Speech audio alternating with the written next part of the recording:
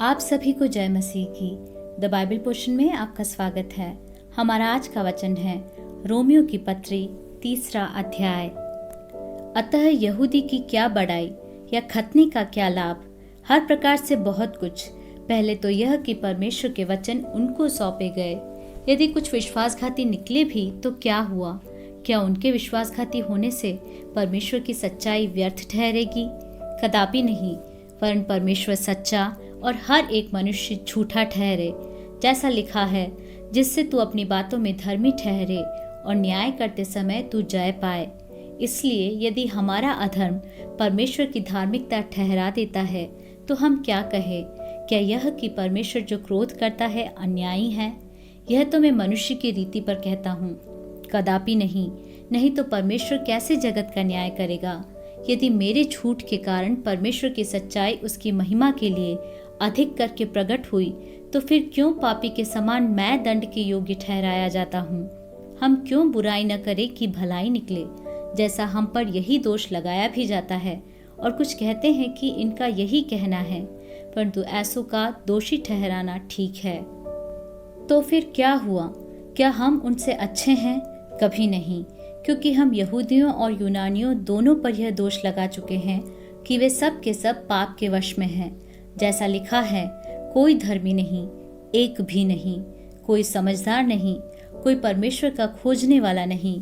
सब भटक गए हैं, सब के सब निकम्मे बन गए हैं, कोई भलाई करने वाला नहीं, एक भी नहीं। उनका गला खुली हुई कब्र है, उन्होंने अपनी जीभों से छल किया है, उनके होठों में सांपों का विष है, उनका मुंह श्राप और कड़वाहट से भरा है, उनके पाँव लहू बहाने को फुर्तीले हैं, उनके मार्ग में नाश और क्लेश है, उन्होंने कुशल का मार्ग नहीं जाना, उनकी आंखों के सामने परमेश्वर का भय नहीं।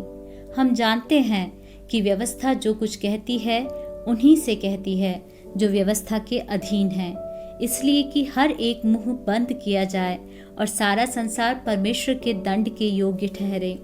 क्योंकि व्यवस्था के कामों से कोई प्राणी उसके सामने धर्मी नहीं ठहरेगा, इसलिए कि व्यवस्था के द्वारा पाप की पहचान होती है। परंतु अब व्यवस्था से अलग परमेश्वर की वह धार्मिकता प्रकट हुई है जिसकी गवाही व्यवस्था और भविष्यद्वक्ता देते हैं, अर्थात परमेश्वर की वह धार्मिकता जो यीशु मसीह पर विश्वास करने से सब विश्वास करने वालों के लिए है। क्योंकि कुछ भेद नहीं, इसलिए कि सब ने पाप किया है और परमेश्वर की महिमा से रहित है, परंतु उसके अनुग्रह से उस छुटकारे के द्वारा जो मसीह यीशु में है सेंतमेंत धर्मी ठहराए जाते हैं।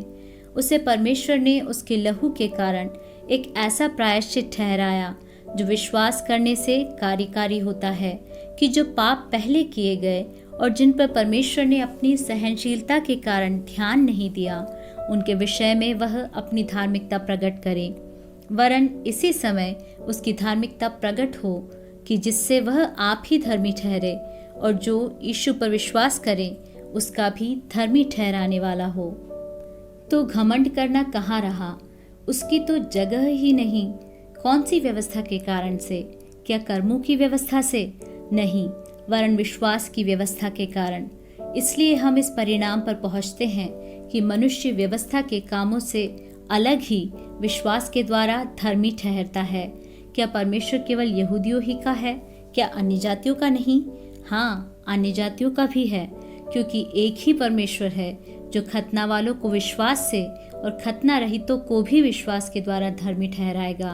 तो क्या हम व्यवस्था को विश्वास के द्वारा व्यर्थ ठहराते हैं? कदापि नहीं, वरन व्यवस्था को स्थिर करते हैं।